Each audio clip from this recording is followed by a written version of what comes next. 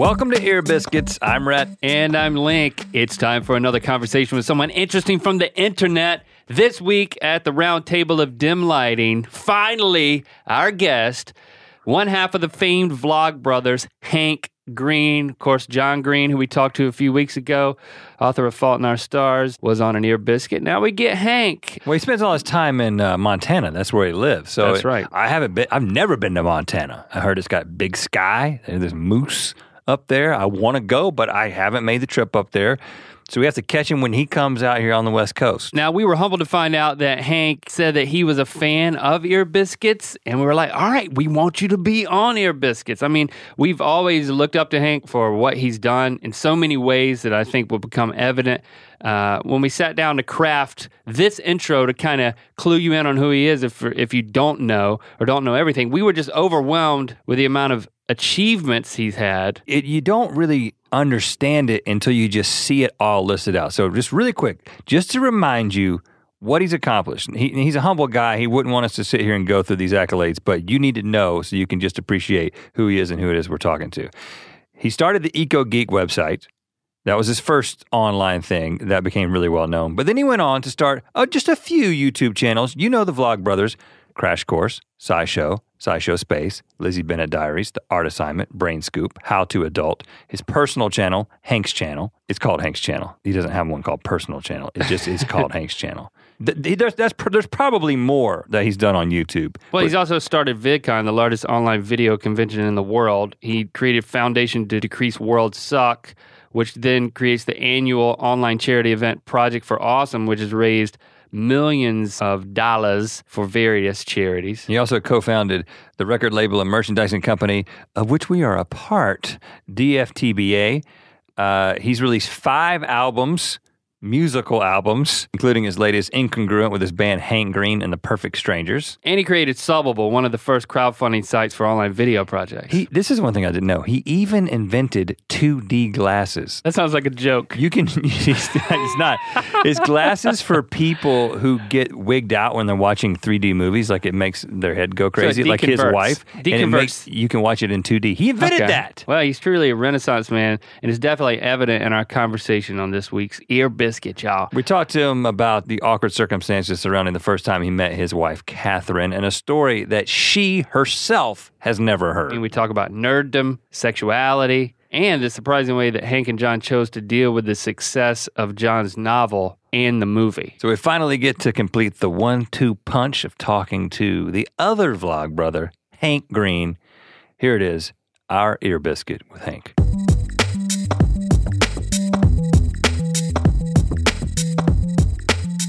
We are live. We're live! Well, we're not live. This is streaming out. To nobody. To that. Has this been live? Has this been live the whole time? I didn't tell you? Yeah. Well, the conversation is live. I do it on Ustream. We are having it live to each other. Yeah. We're all really here. We are living humans currently, though someone may be listening to this after one or all of us has died. If this comes out in the next week or so, as it should, that's a sad thought. But if someone's listening to it like eons later, right? That's a really good thought. Yeah, people could be listening to this Ear Biscuit in the year like 4020.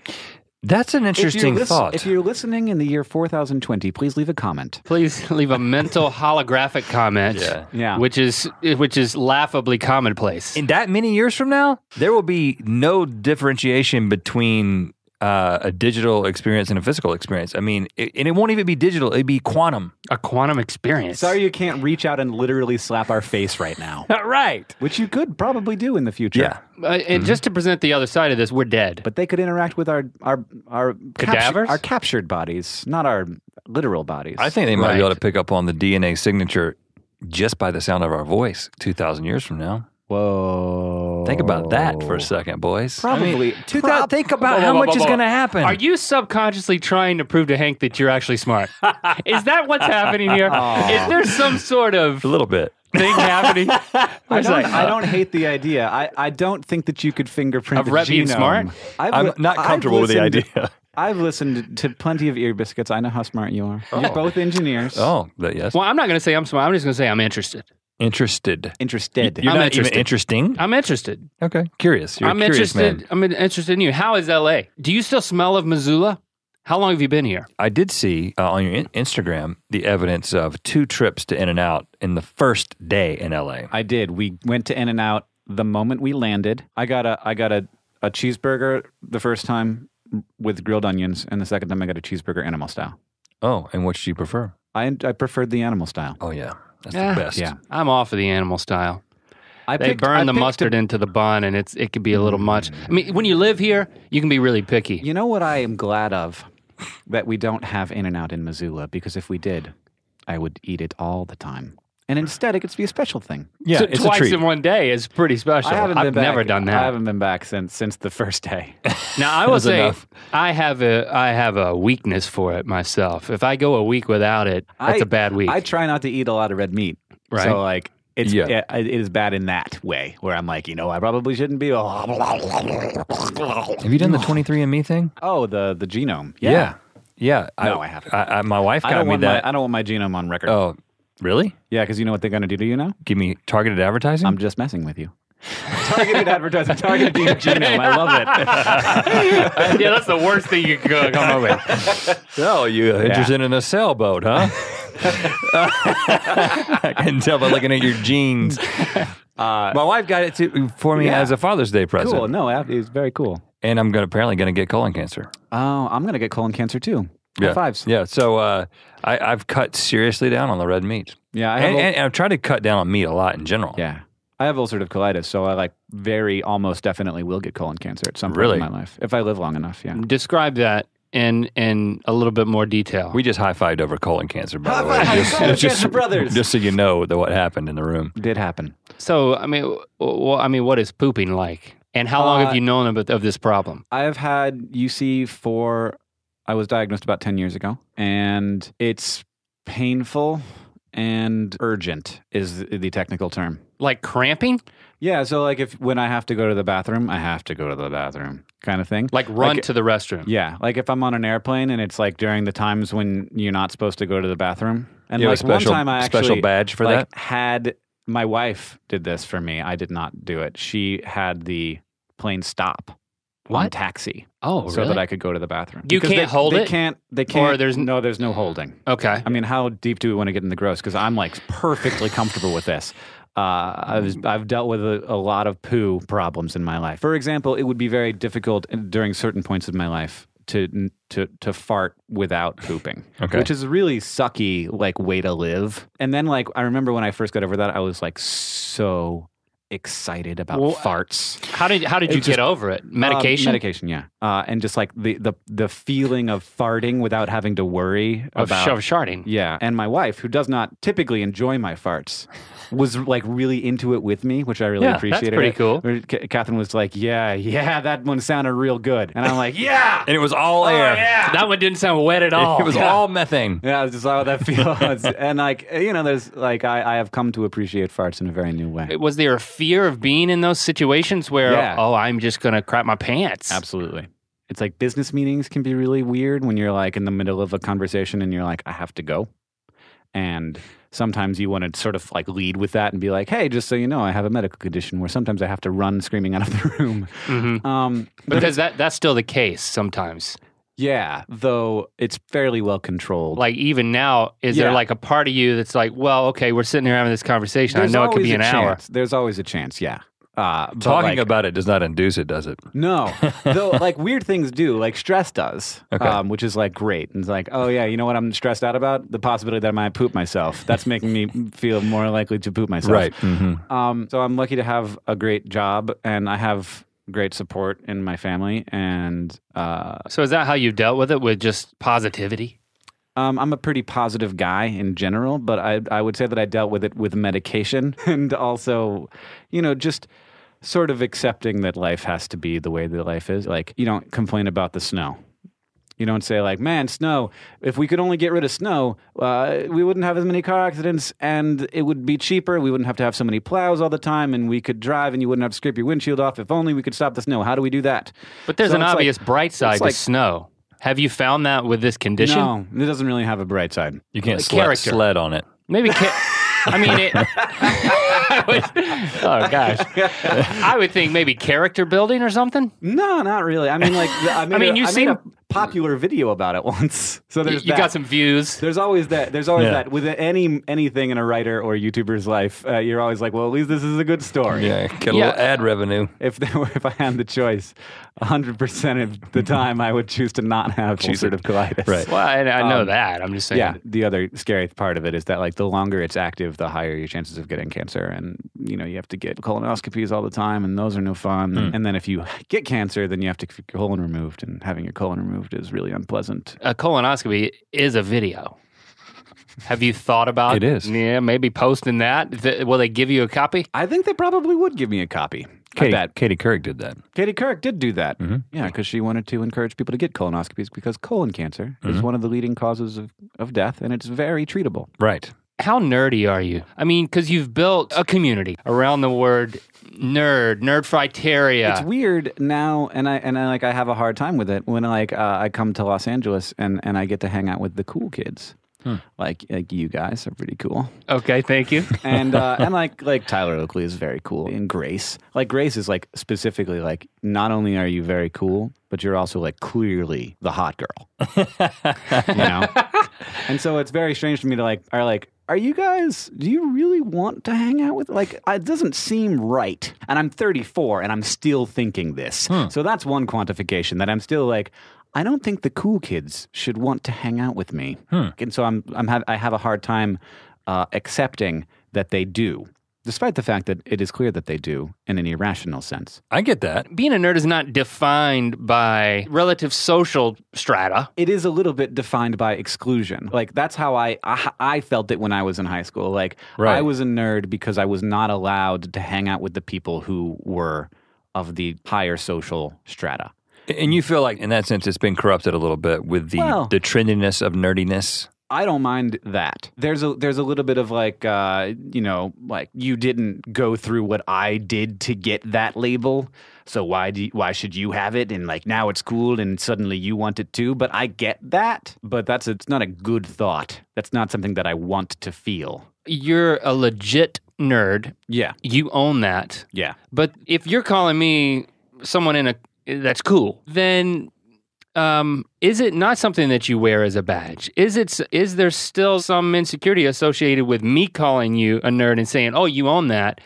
My assumption was that it was a badge of honor at this point. Yes. There's very little insecurity associated with the label now, but the thing that was once called nerd is a thing that's still inside me and that still is self-conscious. So, but as far as quantifying that, I think that there's the bit where you're quantifying, like, okay, to be clear, like, people punched me for no reason because, like, I was the person who looked like the person you should punch, and then there's, like, the positive ways to quantify your nerdiness. Like, I can tell you an awful lot about Star Trek The Next Generation. Mm-hmm.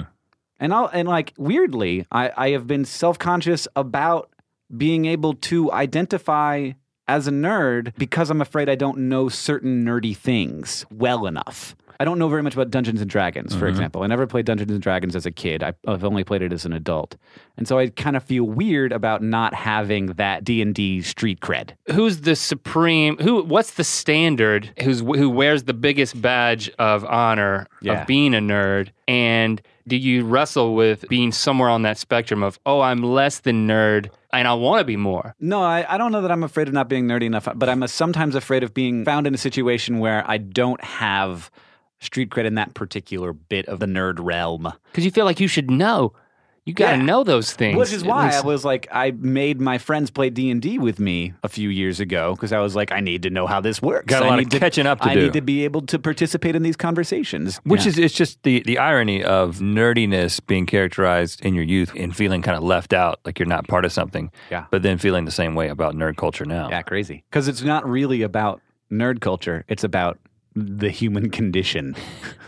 Well, you're always going to feel left out of something. You're always going to, feeling inadequate is like, if you don't feel that, you're probably a little broken. Yeah.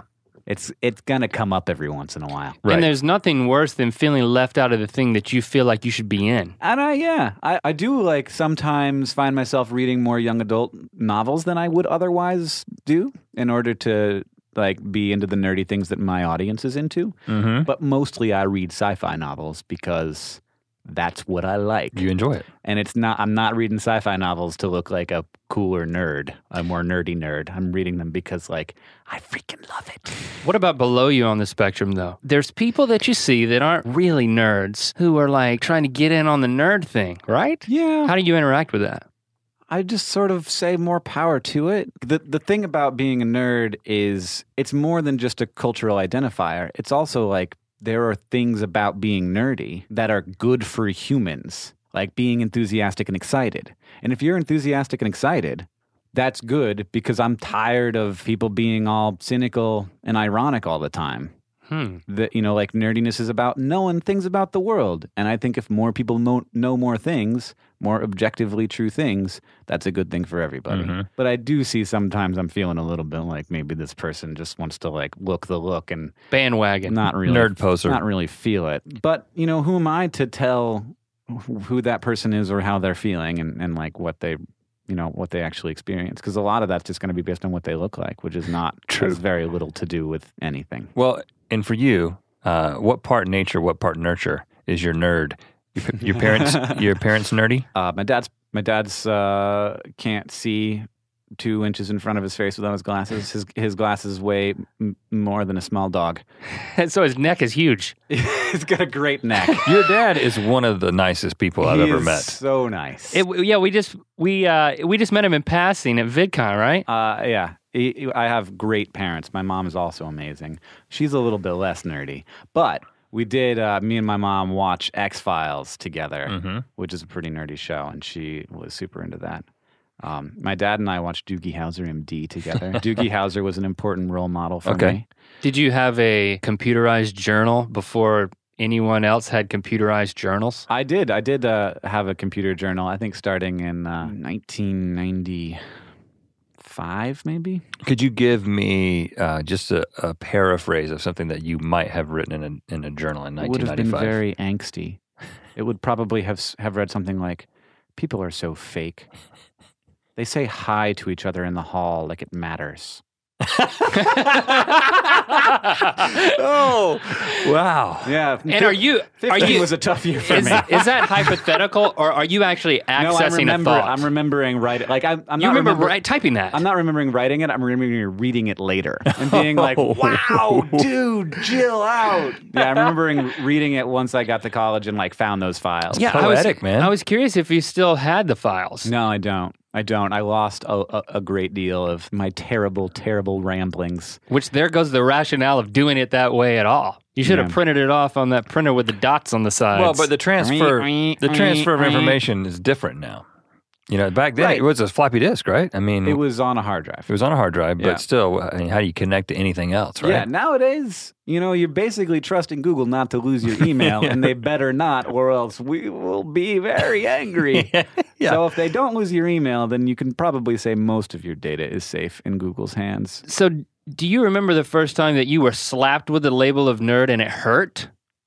Because that's what I seem to have been accessing earlier. I remember when I hit middle school that suddenly I wasn't cool anymore. And that the thing that I was, it wasn't just that I wasn't cool, it's that the thing that I was in elementary school, which was cool, which was smart and knowing stuff and doing well on tests, was suddenly not cool anymore.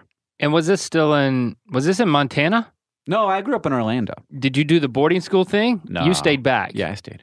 In a couple of videos, when you talk about sexuality, sometimes on Vlogbrothers, it's like, okay, I'm talking about this, and then you kind of give more of, this is what's behind this for me personally.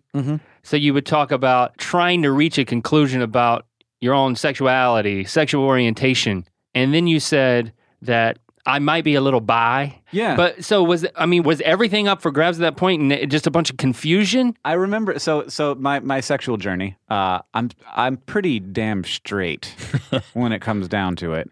But I was, for a little bit, terrified that I might be gay, which I knew was a bad thing, which of course isn't, but I knew that it was, because I liked to ice skate and I liked the Village People.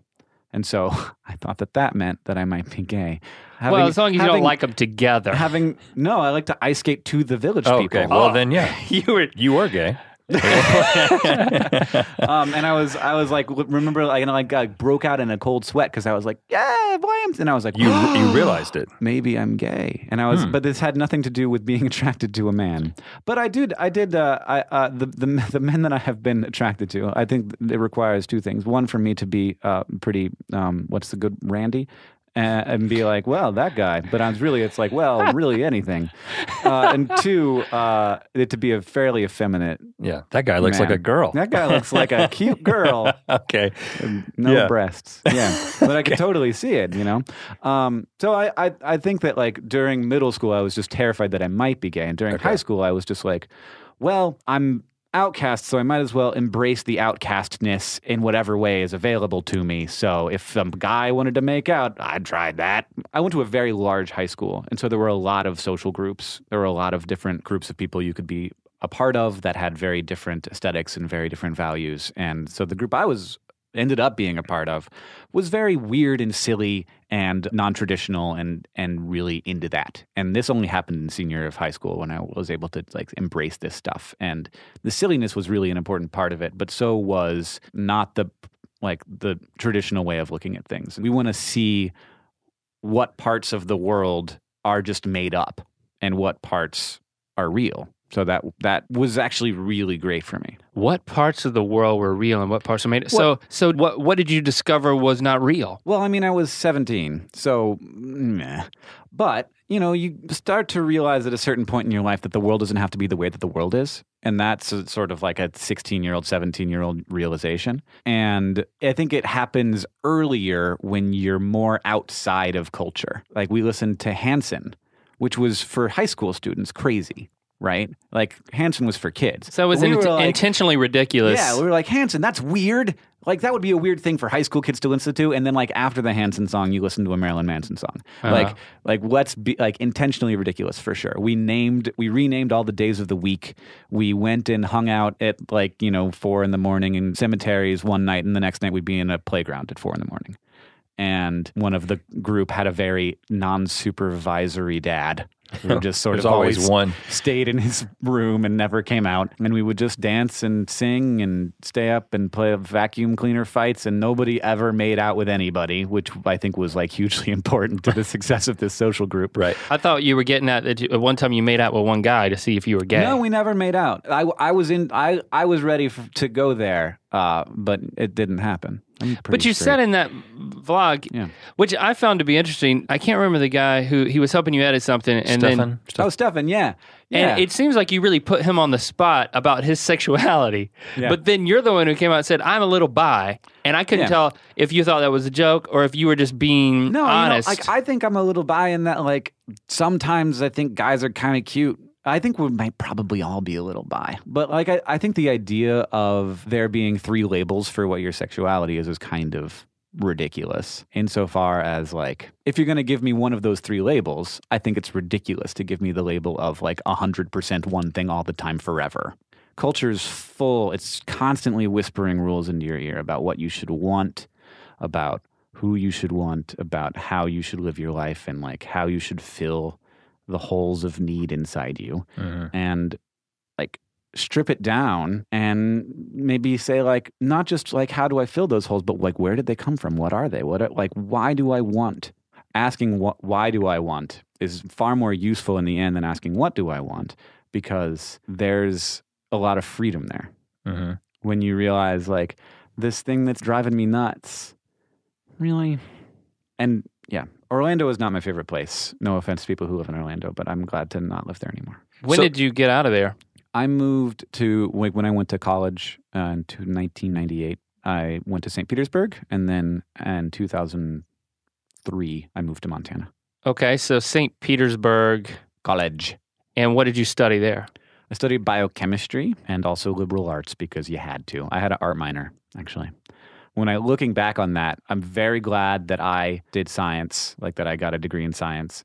And I'm also very glad that I went to liberal arts school where I could learn a lot of different weird things. Mm-hmm. And like take a class on economics and take a class on religious studies and, Did you find a group of people there kind of like that formative group senior year in high school where you were asking and answering questions and determining who you were and what you were going to believe about yourself and life and people? Yeah, I definitely found a very good group of people at college really quick. And our experience was one of like silliness. Like silliness is like one of the most important attributes to me. What's the silliest thing you remember from the college years? I mean, this is still before videos, right? Yeah, I mean, though we did make some videos in high school, which hopefully will never see the light of day. Oh yeah. I would love to see them, but I would not love for the internet to see them.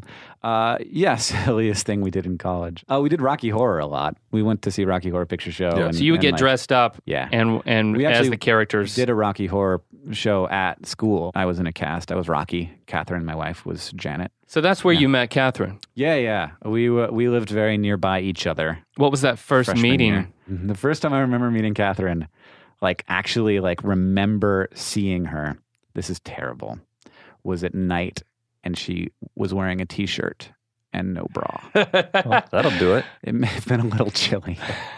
Okay. This is something I've never told my wife, that this is like my earliest memory of her. First memory Really? of you. Yeah. Yeah, and she was just like out in the hallway. She had just come out of her room, and I said like a few words to her. What did you say? Like your shirt? No, I don't know what we were talking about. Nice shirt. All I remember was her boobs. Okay, fine. That's what I remember. So now you've never told her this. Yeah. But you're telling us I've that never really admitted to myself either. we're going to have to get you some brownie points some way to make up for that.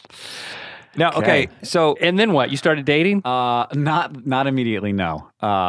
We had a weird early relationship. How so? You guys, her roommate was excitedly in a new relationship upon getting to college, and that made things a little uncomfortable for Catherine. And so I offered, or she asked, I think, if she could sleep in my room. And she slept in my room for weeks with nothing happening. And then one night something happened. did you have a roommate also? Yeah, Derek. So then Derek had to leave. No, we were more subtle than Her roommate. than Catherine's roommates. So you guys shacked up as friends and then hooked up, and then that's all history from there. There have been many things that have happened since then. We broke up like twice. Whose fault was that? Well, she was going back home. I was going back home, and it was like, wow, let's just Mature decision. yeah.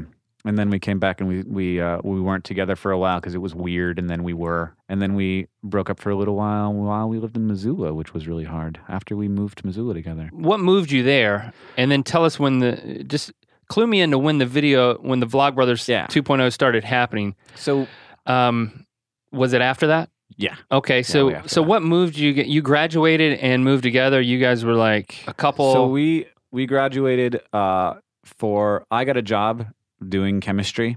I didn't love it. And Catherine had a job too in Florida. And then she got accepted into the University of Montana in their environmental studies program, and she got a full free year there. You know, we had been living, like doing sort of a long distance thing, and she was going to go over there. And I was like, well, either this relationship is over, which I don't want it to be, or I moved to Montana. And I was like, well, I don't like my job and I don't really like Florida, and Montana sounds weird.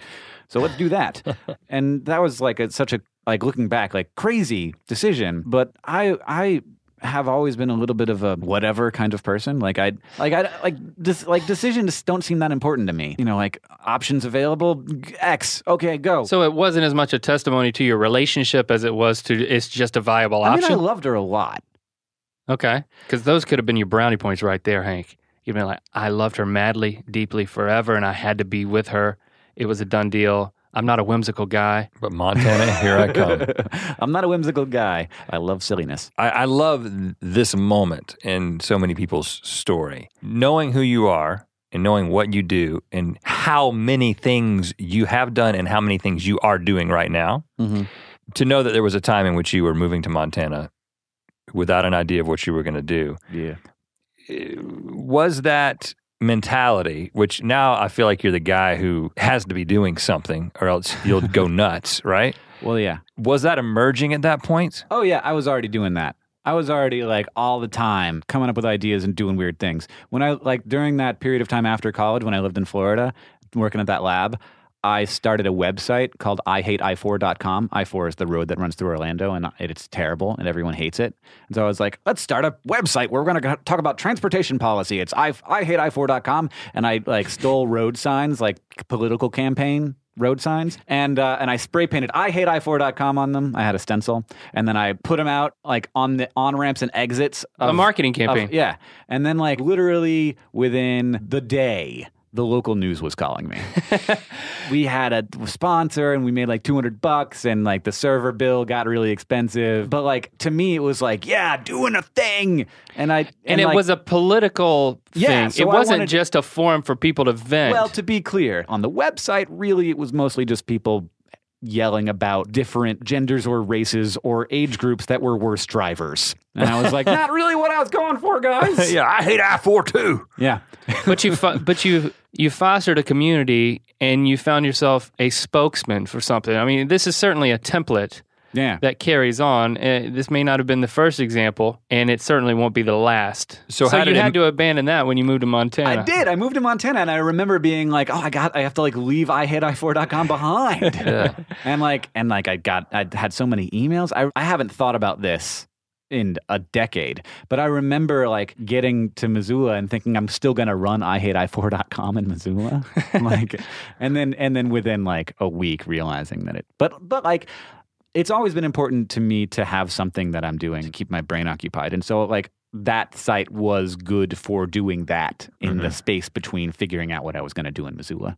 And so when you got to Missoula, A, what did you do to make money? And B, what did you do that was the next IHateI4.com? At first, I applied for jobs, which was a long process. I also just walked into a couple television stations and I was like, I have experience doing TV stuff and camera stuff and graphic stuff if you need that. And one of them put me on as a contract, like occasional camera operator, which I did.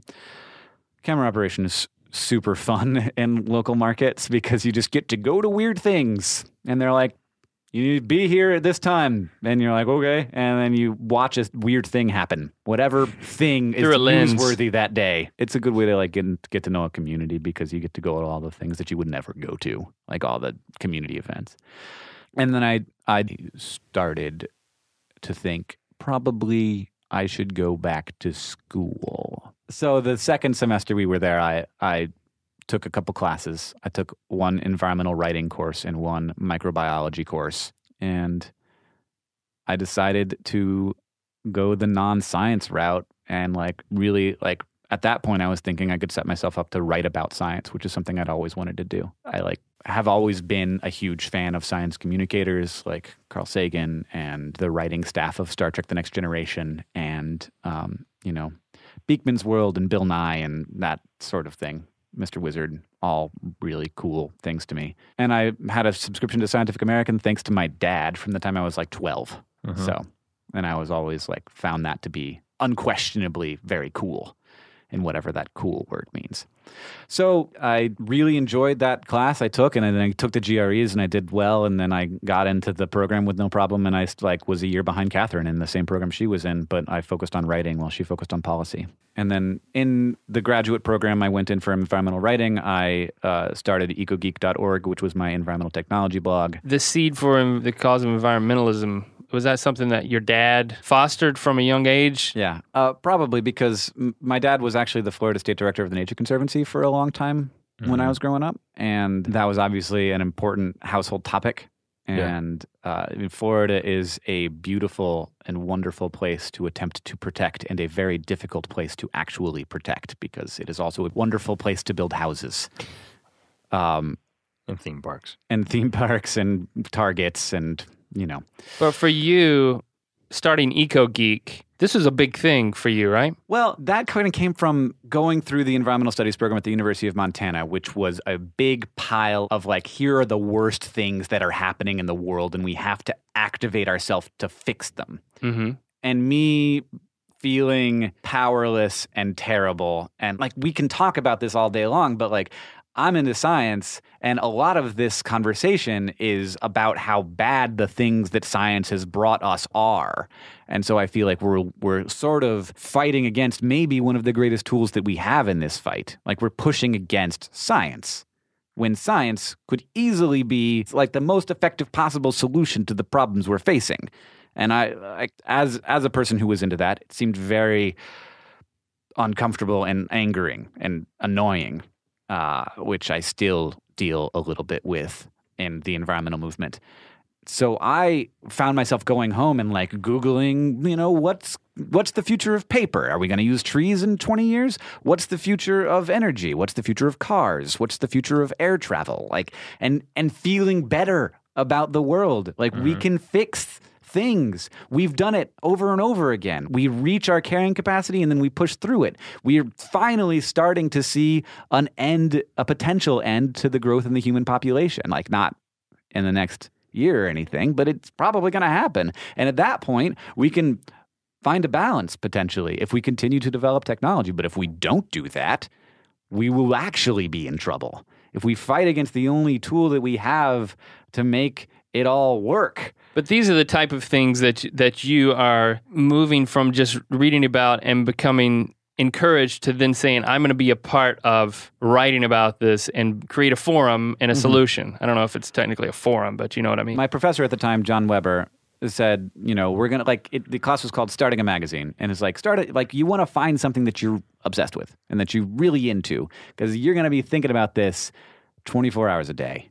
And I was like, well, what's that thing for me? And then I looked at my Google search history and I was like, this, environmental technology that will make our impact on the environment less significant. So that's what I started my blog about, and it became a thing that was like my job for a while. And at that point, I guess you were experimenting with web video, and so there was this natural evolution into YouTube. Like, how did that start? There was no natural evolution. I was getting bored with EcoGeek. I was getting bored with writing sensationalist headlines to try and get clicks, to try and get ad impressions, to try and get money. And I didn't want to do that anymore, but I also saw, like, if I don't do that anymore, will I be able to pay the bills? So I was feeling like probably I was going to have another thing. And John, my brother, was like, what do you think about the idea of maybe doing a YouTube show? With like videos and editing videos, and we'd talk to each other on the camera, and I was like, yes. A new thing. Yes, absolutely. We should get Dad to buy us cameras for Christmas. And these are the ones we should get. And make sure we both have iMovie on our Macs. And I've tested it out. And so Dad gave you both a camera for Christmas. Canon Allura 100s. So then on January 1st, your video goes up first. Yeah. And of course, we talked to John. His video went up the day after, but he put it up on the wrong channel. So it's a little confusing. We're not quite sure how YouTube works at this point. But. Yeah, but so... In your first video, I find it interesting that it's kind of presented as if it's your idea. I don't think that was intentional. No, I did not mean to imply that. But you were very gung-ho. I mean, when John posts his first Brotherhood 2.0, it's like, I don't know what I'm doing or how this is going. I'm going to be very bad at this. He said something to that effect. Yeah. Yeah. But you seem to be much more gung-ho, and... I'm sort of a more excitable guy than John. I get really into new ideas. Like really into new ideas. And you were kind of fostering, there were kind of prompts at the beginning, like, okay, we got to get this thing off the ground. You kind of giving him some tracks to run on, helping your brother out. Well, you should probably post it on the right channel. Yeah. And let's talk about our differences. Here's something we can go with, kind of a thing. Yeah, I mean, he did that too. I mean, and it was clear to me watching those videos that we wanted other people to watch them. It's not like we just were making a YouTube show where we were going to talk to each other. John was like, you know what we should do? We should eat toilet paper while talking about the political situation in Nepal. Right. And it's like as a punishment. That wasn't a punishment. Just an idea. John decided that would be a good idea. Right. And we can talk about how we didn't really think that it was going to be popular. We didn't really think it was going to be popular. Of course we didn't. Like YouTube as it exists now is unthinkable to 2007 YouTube. But you were thinking of an audience larger than yourself. Like, how do we get people to watch this? And did you assume a character? I think as soon as the camera turns on and you're not a professional performer, you're a character. Like, you immediately start acting different when there's a camera on. So yeah, there's a character there in that, like, you're being self-conscious and you're thinking about your thoughts more and you're thinking about your face and your presentation and where you're talking more, and then you're nervous, and like, so there's a difference. But if you watch the early videos, it's a very different character than the one I have now, which is more similar to me, actually, because that guy was like putting on a thing, because obviously me as I am is not interesting enough, so let's try something else. Well, he was funny. And you're still funny, but I mean, it's, you know, it's different. we're very different than the videos we made, and a lot of those, like you said, are not anywhere for anyone to see. Well, you know, and it's interesting how so many things have sort of synthesized with your interests and your passions and your knowledge with this medium. And it seems like one of the things that characterizes so many of the things that you do, you really want people to know things. Not in a preachy kind of way or like, I'm going to teach you guys or I'm going to take you to school. But I think about it in the context of, you know, with what we do, it isn't that you don't ever learn something from a good mythical morning or whatever. There is a fascination factor. But our primary objective is to entertain. And I think people kind of get that. Yours is equally entertaining, but I feel like you have a passion for people to get things, for things to sink in. Yeah. To enjoy the ever-present game of knowing. Oh, yeah. That's a good Hank Green quote. Yeah, I am super into that because I love it when people do that to me. Mm-hmm. I love it when someone explains something to me in a way where I finally get it. This is now a thing that I will always have in my head, a greater understanding of how the universe works. Knowing what is actually true about something is empowering. It seems like everything that you touch on, you're trying to give people knowledge so they can be equipped to then do what? I think understanding the world is its own reward in a lot of ways. In the past, we got to have that provided for us, like a certainty, which I think is just really inaccessible now. You know, religion provides for a lot of people, and I'm often envious of this, that kind of certainty, that kind of like, I understand not just what the world is, but my place in it and what I should do and how I should operate. And when you break that down, when you don't have that, it can feel like you're lost and like you're just sort of tumbling. And when it comes to like why you're here, we don't have a great answer for that. Because there really, like, in my opinion, isn't one. Like, there's no cosmic purpose to any individual human life. But if you understand your connection to other people, and if you understand yourself, not just sort of like how I think and how I feel, but like why I think and why I feel, and that for me has really allowed me to like understand that like I have a reason. And in a given moment, if I feel lost, I can touch on that reason and be like, that's still there. And like that's a weird thing to come to from a place of like, I want people to understand all of the universe and I want people to understand like why shoes fall when you drop them, and I want people to understand like what wood is made out of, to like I also want people to understand that they have a thing called humanity that has not just cultural needs, but like real objective intrinsic needs. This quest for knowledge, do you think that there is a point in which we attain the knowledge from an objective standpoint that then answers some of those questions so you don't feel upside down or out of place, where you find purpose in this knowledge? Yeah, no, I mean, I don't think that like necessarily science does that, but I think that that observation can lead an individual human to find that for themselves. And that's happened for me. To find purpose? Maybe not purpose, but to find the thing that shows you which way is up. That like you can always touch on to say, here is the thing that makes sense for why I'm here. And like, I guess purpose is an acceptable word. And this is an interesting difference between you and John. Yeah. You know, he's been relatively open about his background. We talked with him. And the interesting thing is that you guys are so in lockstep about so many things. And when we asked him this question about how does this, you know, he considers himself to have faith in God, and you don't, but yet... So you call yourself an atheist, right? See, this is important. So I don't believe there's a God, but I'm not comfortable saying that there is no God. Because I've had people ask me, is there a God? And I'm like, well, I don't know. Like, I can't... Like, wow. So that's a very different question than do you believe there's a God? Right. But where were you going with your question? Well, with John, we asked him how you guys interact about that. His answer was, well, we don't really specifically about that issue because we care about the same things. You guys are oriented in the same way. You want to decrease world suck in the same way. And the motivation seems to come from maybe different areas, but when all is said and done, you're doing the same thing. Yeah, and I think that we have the same values. It's like not important where the values come from. It's important what the values are. So do you have a sort of a pact that's like, we're not going to discuss that? No. We talk about it all the time. You do? Okay. Yeah.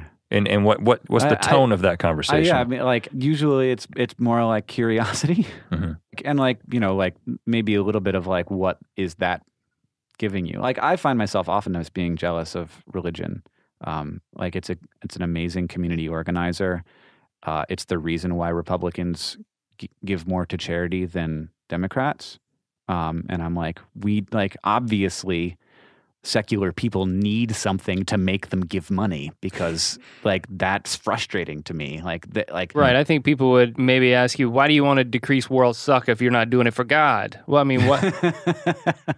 I find that question very funny. So who are you doing it for? The people who are suffering.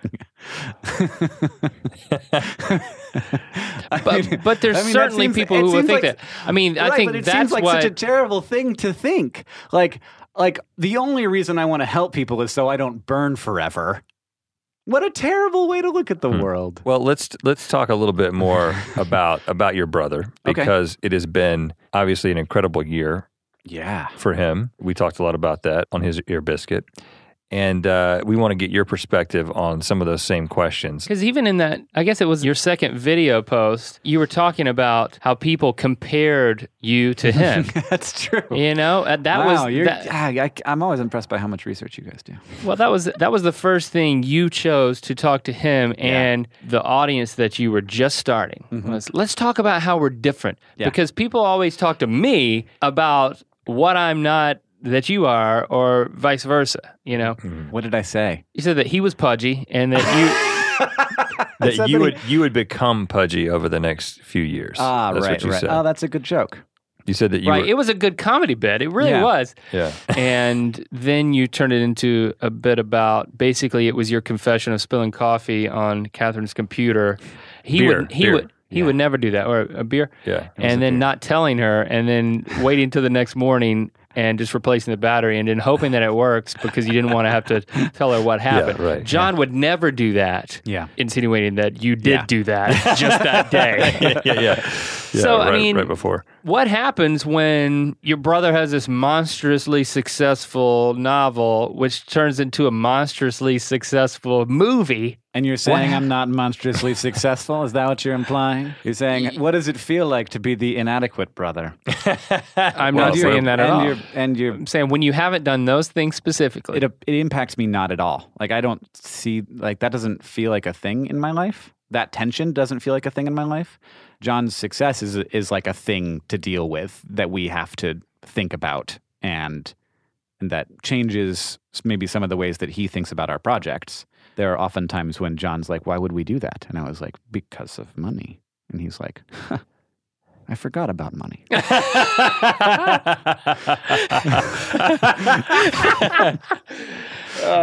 Which is, I'm not there. That's amazing.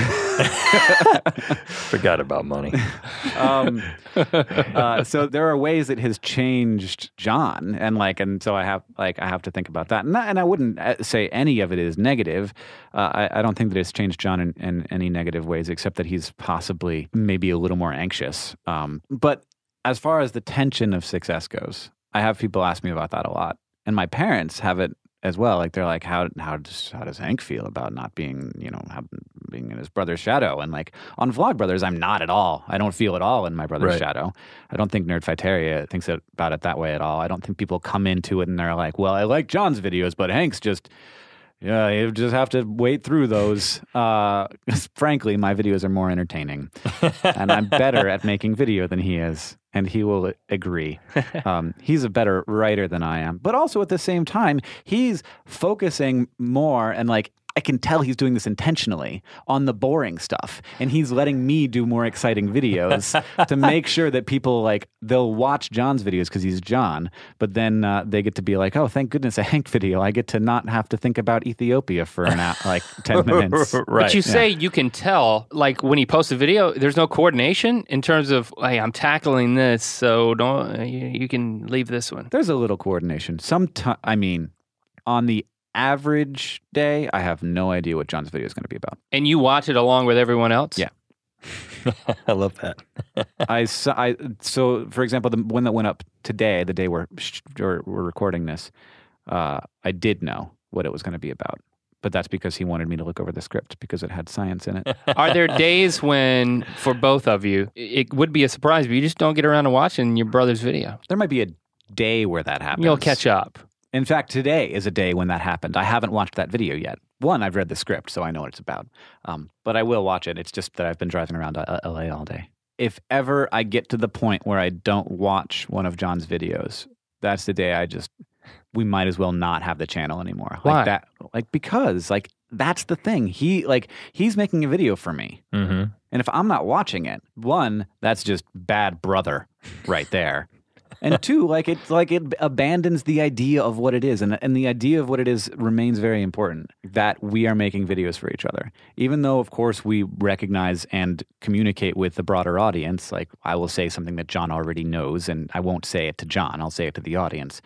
But John remains the most important member of the audience, and I think that's the way it has to be for Vlogbrothers to be what it is. When you guys decided that you were going to, when you realized that the success was happening with the Fault in Our Stars, who instigated the conversation to be like, all right, we should probably talk about this and how we're going to manage this? I don't know. It was definitely a conversation we had, but I think it might have just come up early when we were like, this is turning into a movie, and the movie might be very successful. And that sort of came up in conversation. And if it is, then let's that. The way John and I don't have agendas when we call each other on the phone, we don't write down bullet points or anything. Occasionally, but not usually. Yeah, I mean, we knew that there was a chance that this would be something that we would have to manage, and it turned out to be something that we did have to think actively about. Mm-hmm. And it was definitely a conversation that involved both of us. And concluded with? We do not want to capture the wave. This is not a wave we want to ride. To not see it as, okay, this is the opportunity to take Vlogbrothers to a whole new level. This is not a level This is what we got to do. Yeah. I think it was too big. If we caught that wave, it would change our community. It would have changed our community very fundamentally. What would you have had to do? To catch the wave? Yeah, we would have. It's not immediately obvious to me what you would change. Oh yeah, I mean, we were encouraged on several fronts to have The Fault in Our Stars sort of become the narrative of the Vlogbrothers channel for a long time before and after the movie came out. Yeah. You guys were each just talking about the whole experience. Yeah, and also I think sort of more demographically aimed. And making that kind of content and collaborating with those people who have that demographic watching their shows. And I think if we had used that strategy, had a tremendous amount of subscriber growth. And we didn't do that very intentionally because we didn't want to have our audience double, but have our audience double with an entirely new kind of viewer. Right. That would have been just terrifying. We wouldn't know what our channel was anymore. Because the people who are watching the content are just as important as the people who are making the content in terms of what kind of content ends up getting made. So we want to keep making the same kind of content we've always made. So not only did we avoid creating content specifically for fans of the movies who might be coming in for the first time as Vlogbrothers viewers, we sort of doubled down on what Nerdfighteria was and on what our kind of content was. I mean, there's a number of things that you've invested in that are equally as phenomenal as the success of the novel or the book, and those things are maybe not equally as phenomenal. Well, there's a phenomenon in a mass cultural success of a story that is very difficult to duplicate in any other way, and that cultural importance is so awesome. I'm very proud of John, and that's an accomplishment that very few people get to have. Mm-hmm. And I think that he doesn't recognize it or he doesn't want to because of how important it is for a lot of people and of how important it will be for their whole lives. John has a number of authors that have impacted him tremendously, and he is going to be that for a lot of people. And I think that that's true of Vlogbrothers as well, but it is not in the same way as The Fault in Our Stars. Mm-hmm. At the same magnitude. But I mean, when you look at things like how much money has been raised through Project for Awesome, right, or the benefits of an event like VidCon. Yeah. They're so instrumental to shaping a whole genre of entertainment. Mm-hmm. And so I guess I make the point that these other things that you've created are and I'm super extremely proud of the things that like I've done personally, and also like it's not really about pride. It's about doing something that I think is important and interesting and like that is hard. Well, you do so many things. I mean, what's the thing that if you had to have only done one of them, what was the thing you couldn't let go of? My marriage. Points. Okay. There you go. You got it. Top of mind. That was good. Got it back. Professionally, not personally. So we're Vlogbrothers. All of the other things wouldn't have been possible and wouldn't matter without Nerdfighteria. I mean, like that channel is the coolest thing that ever happened to me. Do you guys agree that the thing that you do for a living is so cool? Yeah. It's so cool. Yeah, it's living a dream. It is. It really is. It's great. So I'm infinitely grateful to all the people who care about that channel and also who care about the institution as a community and care about us as individual creators and care about each other as members of that thing. So cool. Just because of VidCon, though, what you've done is that you've aligned everyone who's trying to do anything that makes them a YouTuber, which is such a broad term. Yeah. You're like the friendly uncle of every YouTuber. I'm glad you think so. Because of VidCon. Do you watch everyone's content? Because it seems to me that you really know and care about YouTubers. Like, oh, Jenna's getting flack on Good Morning America. Who's going to write a blog post about it to put them in their place? Hank Green's going to do that. Friendly VidCon uncle. How do you see your role in that capacity? I would love to be friendly uncle. I am really into online video. I think a lot of people came into this with the sort of like aspirations that involved entertainment. I had none of those.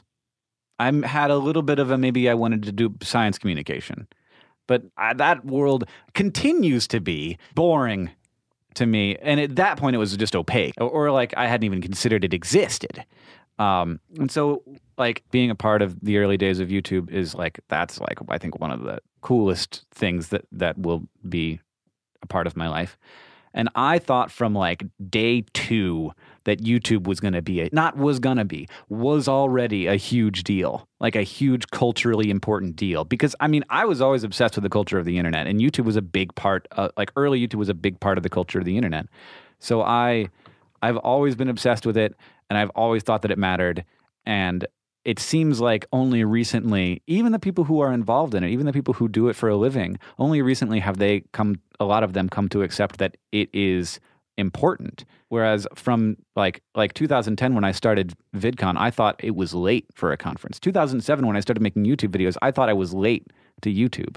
Like I'm looking at the dimly lit table here, and I'm like I see all these names, and to me what this looks like is not a table with a bunch of signatures on it. It's like a thing that's going to be in a museum someday. I believe completely irrationally in the deep importance of online video culturally.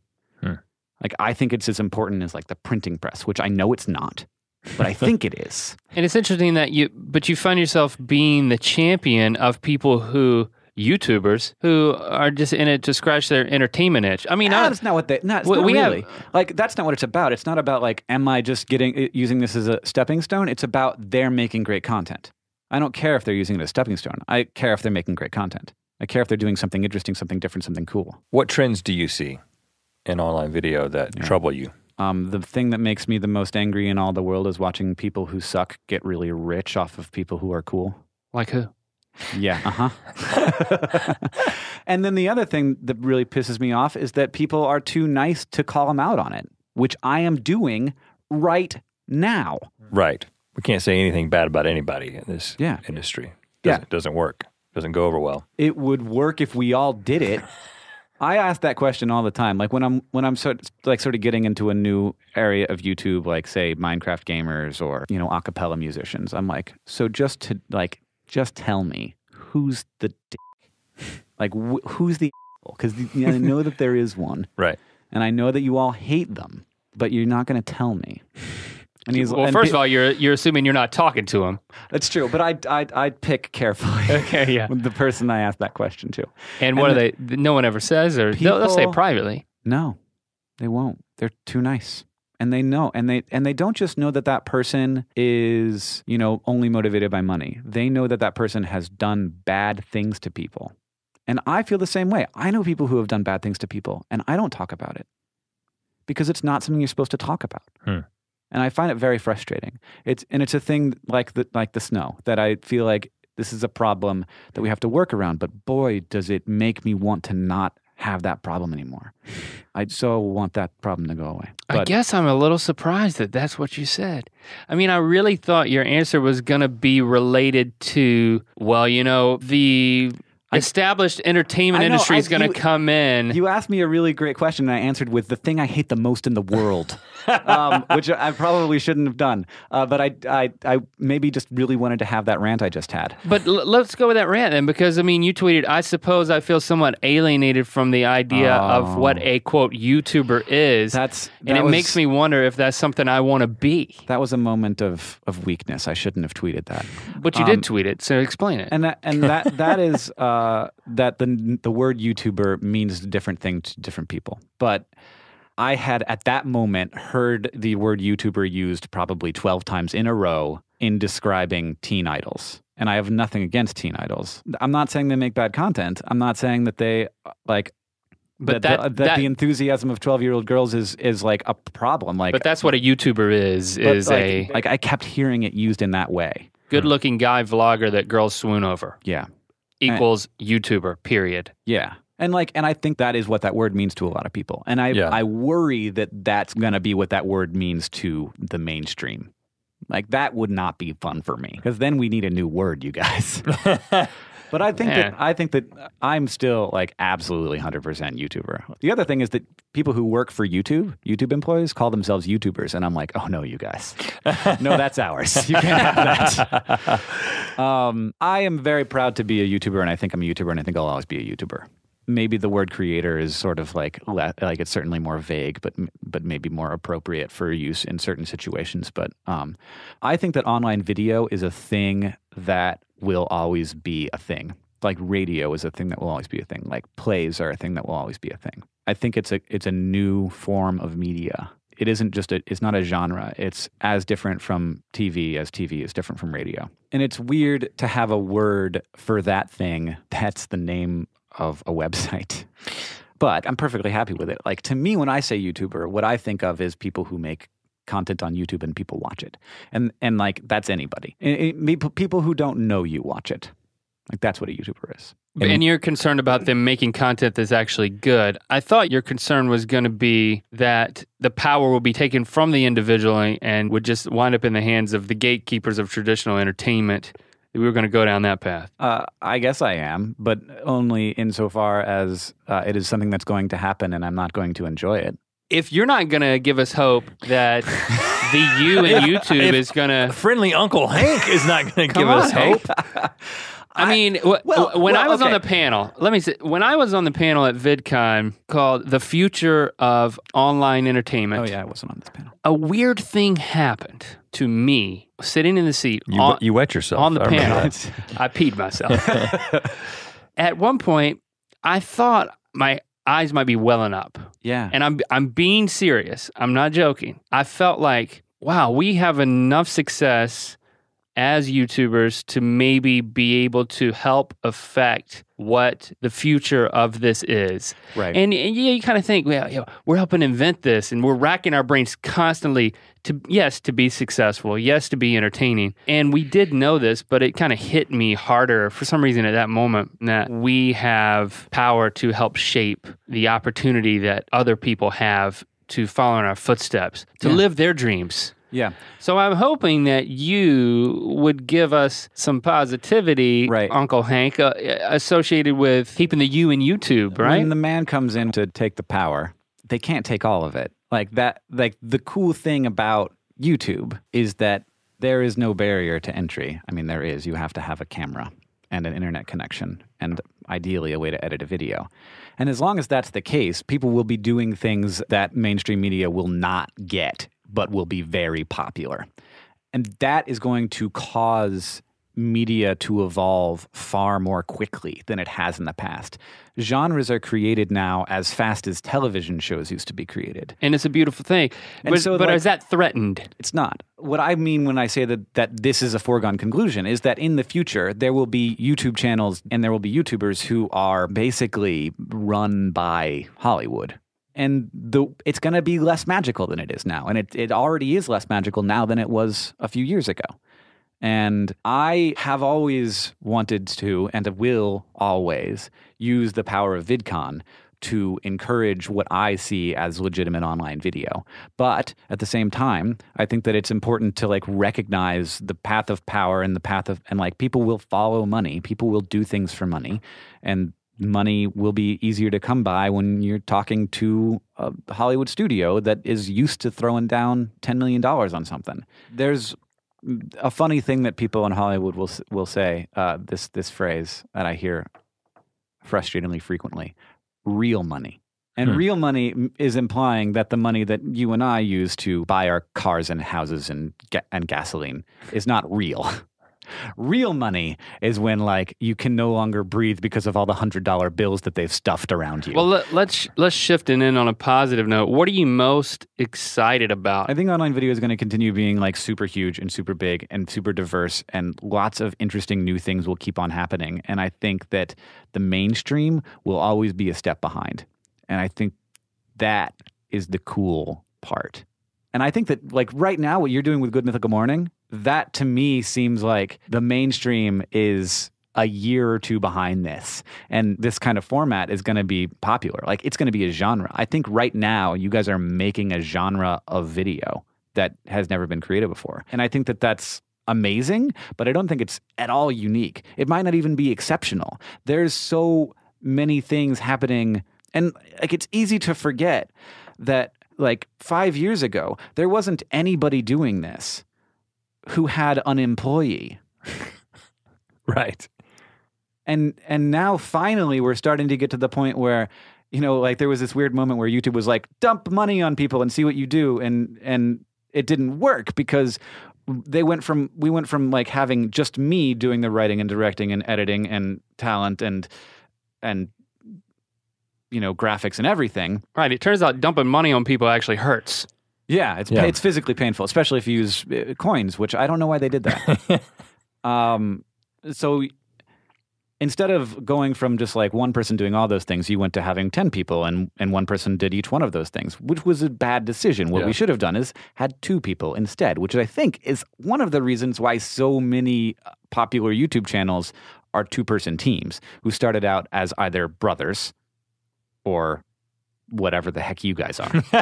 Friends. Not quite. A little more than that, but that sounds weird. Old married couple-esque friends. Yeah. And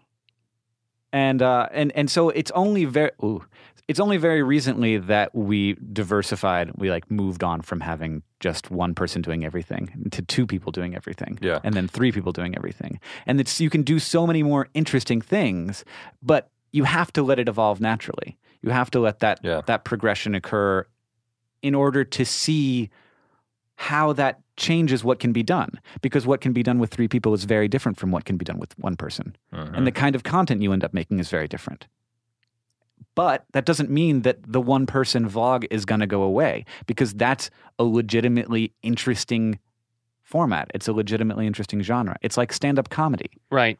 It's like a mix of essay and video and stand-up, and you get to do all kinds of different things. You can play multiple parts like Natalie or Superwoman, or you can be talking about, the complexities of the marriage equality debate in America. You're exactly right. The rapidity of genres being created is amazing and it's fascinating. And you're right that there's this wave of content that is being created in this digital realm that is the future of so many different things, and it's fun to be riding that wave. And I know that when we look forward and we see what those next things are, that you're going to be there. You know, we're just committed to being able to look around and be in that space and be able to see people like you. So, you guys know you're ahead of the curve. You gotta know you're ahead of the curve. You do such cool, innovative, interesting things. I'm proud to be in your studio right now. And this has been a great ear biscuit. All you got to do is sign this table, man. So yes. Whenever we get it put in that museum you're talking about. Well, for the person who's listening I guess to we'll this rent it out in the year 4020, is that what we said? Sure. Who's looking at feeling the our ear biscuits flesh in the Smithsonian? Yeah. Oh, yeah. Listening to it while looking at the table. Yeah, it's in an exhibit. You press a button. Well, you probably don't press a button. You probably just think, and it starts. I think Hank can say that our table's in some museum, but I don't think we're in a position he said it first. to say that, okay? So I'm just going with that. Just sign it and let's try to end self-deprecating, okay? Okay, all right. I'm going to start a museum, and the first thing I'm going to put it in is this table. Okay. If you guys ever move out of the studio, this is it. All right. The museum is here. Okay. Undisclosed location. Thanks, Hank. Oh, you're adding that yourself. You don't have to do that.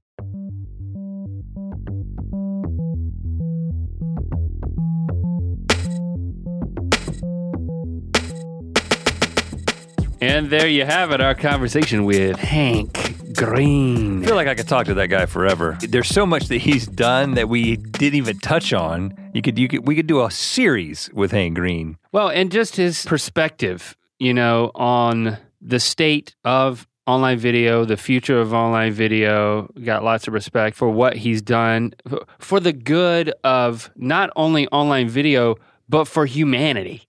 I mean, it's just cool to be in a space and, like we said, living our dream. And part of that is getting to rub shoulders and to become friends with people like Hank, who are not taking lightly the responsibility that we find ourselves in shaping this whole form of entertainment. Yeah, and I've always had a tremendous amount of respect for Hank.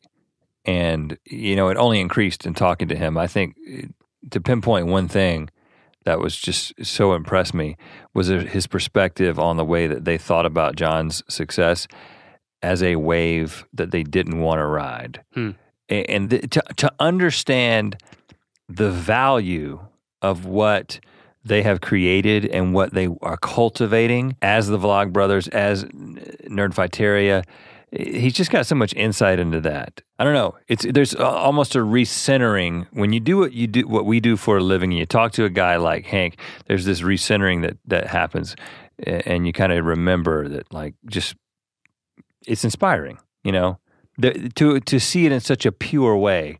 What we're doing here in online video. Yeah, thanks, Hank. And you should pass along what you think to Hank. His Twitter account is Hank Green. It's pretty intuitive. That's Hank. It's like if you were to make the sound honk, but with an A, not an O, that's Hank Green on Hank. Twitter. Tweet at him. Hashtag your biscuits. Hank. Show him your appreciation. Show him your love in the internet way. Well, you know what? Also, show us your internet love. That could be an iTunes review or just general gushing about ear biscuits to people whose opinion you respect. Strangers, even. Yeah, strangers. We appreciate that. Tell strangers about this. People on public transportation that that you're awkwardly close to. Tell somebody right now, if you are in a public place, tell them I'm listening to ear biscuits. Just say it. Just scream it out. Check it out. Like, add that. See, I'm doing it right now. Hopefully you just did that. And thank you for that. We really appreciate it. See you next week.